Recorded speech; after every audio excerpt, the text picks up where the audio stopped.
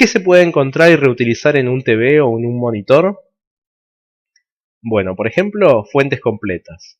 Hay fuentes externas, ¿sí?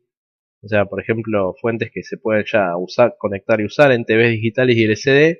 Y hay fuentes internas que vienen a veces separadas de la propia placa del televisor. Eh, Esto pasaba más que nada antes y se pueden reutilizar. Componentes electrónicos varios, de resistencias, capacitores, bobinas, cristales. Semiconductores varios también. Acá hay muchos semiconductores específicos de televisores, por ejemplo el jungla, el circuito vertical, eh, qué sé yo, el propio microcontrolador del televisor, aunque mucho uso fuera de ese ámbito no tienen, digamos. Los transistores de potencia sí, por ejemplo, y de baja potencia también, digamos, se puede usar.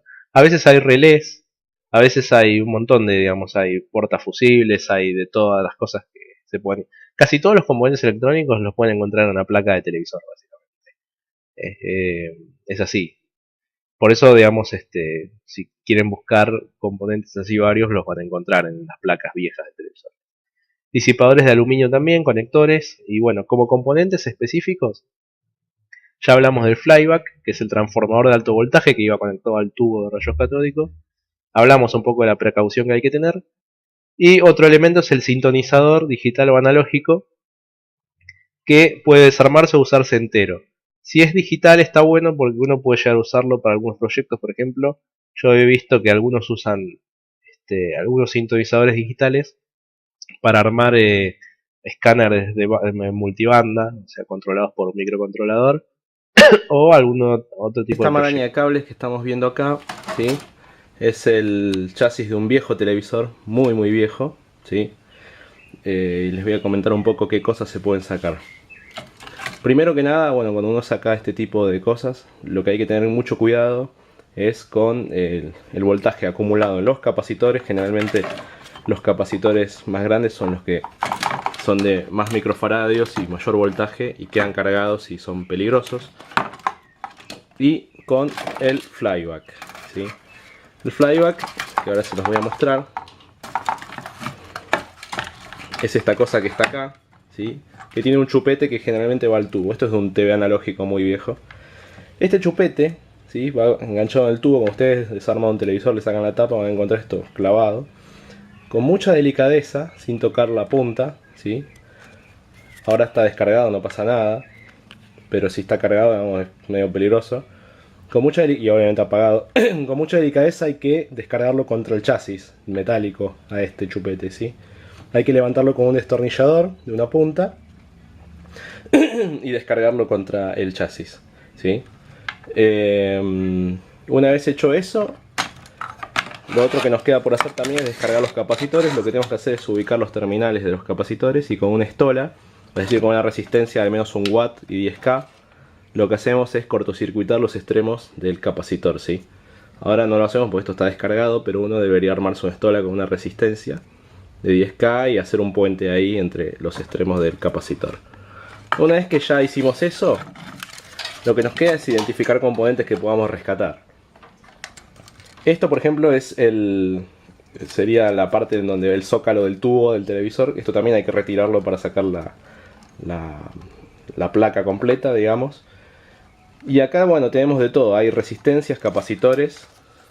Yo no recomiendo sacar los electrolíticos chiquitos porque generalmente ya están, digamos, usados y al fin de su vida útil. Los de poliéster y cerámicos pueden llegar a usarse. Transistores podemos sacar. Estos integrados que son el jungla y distintos integrados de control. Incluso pueden tener un micro, digamos, el televisor. Mucho uso suelto no tienen. Pueden servir para repuestos, pero así no. Después lo que vamos a encontrar mucho es el sintonizador, que podemos sacarlo para algunos proyectos, ¿sí? E incluso adentro tiene bobinas y tiene algunos trimmers y otras cosas que pueden servir. Pueden encontrar algún relé, ¿sí? Conectores, potenciómetros. Algunas cosas se justifica sacar y otras no. Por ejemplo, disipadores, algún transistor de salida horizontal y ese tipo de cosas. Más que nada, uno puede sacar acá, digamos, lo que necesite para reutilizar, pero tampoco es vital, ¿sí? Pero bueno, si se encuentran con un con un chasis de televisor, sepan que componentes uno puede sacar mucho, digamos, pulsadores también podemos sacar. Estos transformadores en general vienen calculados para una función específica y no tiene mucho sentido rebobinarlos. Inductancias pueden llegar a encontrar. Hay que prestar mucha atención a la serigrafía, ¿sí?, en la que se indica en la placa qué es cada cosa. ¿Qué se puede encontrar y reutilizar en un reproductor de DVD? Bueno, lo mismo, componentes electrónicos varios, pero por ejemplo, en los DVD con Home Theater se pueden extraerlos integrados del sistema de audio, y bueno, si uno quiere armarse un sistema de audio aparte del DVD, supongamos que el DVD se rompió y el sistema de audio anda, bueno, uno puede recuperar eso. Motores de DC, o sea, motores de corriente continua, junto con sus mecanismos. Poleas, correas, engranajes y mecanismos, o sea, para los que les gusta robótica o armar ese tipo de cosas, se pueden recuperar. Fuentes completas, o sea, generalmente en los DVDs viene la fuente aparte de la placa principal. Y la fuente trae 5 volt, menos 12 y más 12 como voltajes. Uno podría recuperar esa placa entera y reutilizarla. Y en un equipo de audio, por ejemplo, además de los componentes varios, podemos recuperar los integrados que están vinculados a la amplificación, ¿sí? Generalmente son bastante caros de comprar y si uno los encuentra intactos se puede armar su propio equipo de audio. Motores de corriente continua también, poleas, correas, engranajes y mecanismos. Y las fuentes de potencia, que conviene, digamos, si uno recupera el integrado del audio, recuperar la fuente también. ¿Por qué? Porque no son fuentes comunes, son fuentes de bastante potencia, digamos, en términos de voltaje y corriente, para hacer andar el sistema de Esta audio. que estamos viendo acá es una placa que era de un grabador. Este tipo de placas están muy buenas porque en general no hay muchas cosas de montaje superficial. O sea, acá igual yo le volé algunas cosas importantes, pero por ejemplo, en todo equipo de audio hay algún tipo de amplificador que hace que se escuche fuerte, digamos, el sonido, porque el sonido, digamos, se preamplifica y después se amplifica. Y bueno, acá por ejemplo vemos ya con disipador puesto un integrado que es supuestamente el que amplifica y que uno podría llegar a usarlo para un proyecto, digamos, armando su propio amplificador si consigue la hoja de datos. Conectores y después componentes varios. Capacitores acá electrolíticos hay muchos que, salvo que lo necesiten para probar ya y no tengan otro, no recomiendo mucho usarlos porque se secan, se ponen feos. Sintonizadores de audio, bobinas, resistencias un montón. Y después hay integrados específicos. Esta tenía pasacassette y tiene un integrado BA1332, creo que es para eso. Y bueno, muchos semiconductores como transistores NPN o PNP de muy baja potencia que también se pueden llegar a usar. ¿Qué más? Bueno, básicamente este tipo de cosas pueden encontrar, ¿sí? Por ahí pueden encontrar algún integrado específico para la parte de sintonía. Yo no recuerdo si acá lo tenía, pero creo que sí, pero vamos, lo saqué. Pero pueden encontrar ese tipo de cosas. Y en impresoras y escáneres, que generalmente es lo que vamos a encontrar mucho, por ejemplo, las impresoras Epson vieja, lo que íbamos a encontrar eran motores paso a paso. Hoy en día no hay tanto eso, sino que hay más impresoras con motores de corriente continua y encoders, que también los podemos recuperar. Los integrados de control de los motores paso a paso, componentes electrónicos varios, correas, varillas y guías. En esta foto lo que estamos viendo es algunos elementos que se pueden recuperar de impresoras, fotocopiadoras. Vemos motores paso a paso, vemos una barrera infrarroja y también un micro switch y una correa que se pueden llegar a recuperar. ¿Qué otros elementos no electrónicos se pueden recuperar? Por ejemplo, tornillos, anclajes, bujes de goma, rodamientos con soporte incluido y algunos cables a veces también podemos llegar a recuperar. Todo esto de los elementos que vimos antes. El flyback también se puede sacar. Acá hay un flyback que yo saqué. Y si uno quiere hacer experimentos con alto voltaje, que obviamente tienen que tener mucho cuidado porque no solo pueden ocasionarse lesiones e incluso la muerte, digamos, si uno hace mal las cosas o sin tomar las precauciones, sino que también pueden dañar equipos de ustedes, o sea, pueden dañar sus celulares, computadoras, todo, sin si no saben operar bien con el alto voltaje. Pero se pueden sacar estos componentes. Por ejemplo, este es un transformador, un flyback, como este que está acá atrás, que también se puede llegar a sacar. Pero, digamos, más allá de eso, el resto de los componentes también uno los podría llegar a sacar. Vamos a ver otra cosa ahora. Esto lo vamos a sacar. Por ejemplo, acá tenemos una lectograbadora de DVD. La placa de control de esto mucho no hay para sacar, digamos. Así uno puede. Yo he encontrado inductancias, componentes SMD, no vamos a ver acá cómo sacarlos, pero también se pueden rescatar. Lo más útil de acá pueden llegar a ser con lo mismo que en los DVD, o sea, motores y mecanismos. Este mecanismo se usa mucho en proyectos para hacer mini CNC, o sea, grabadoras tipo mini plotter. Y estos motorcitos de acá a veces también se pueden llegar a usar, pero son medio brushless, pero yo no mucho uso no les doy, pero se usan.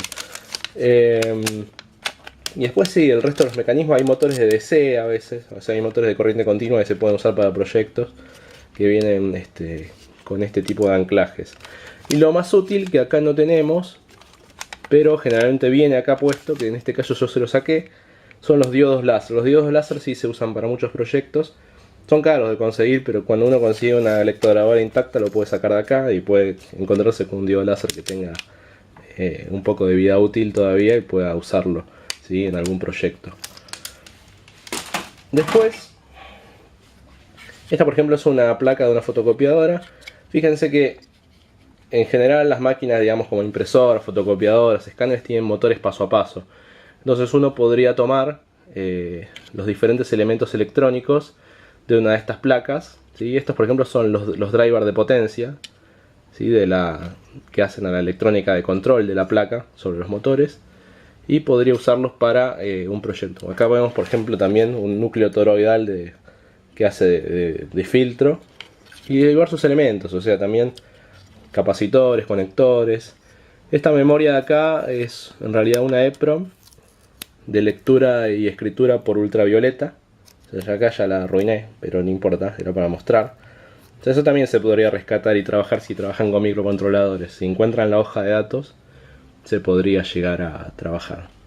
El tema es que cuando las cosas son SMD, digamos, uno puede sacarlas, pero no garantiza eso, que funcionen, que vayan a funcionar, ¿sí? Y después, bueno, en computadoras también, ¿no? Y esto es una computadora, digamos, es un fósil básicamente, es una 286.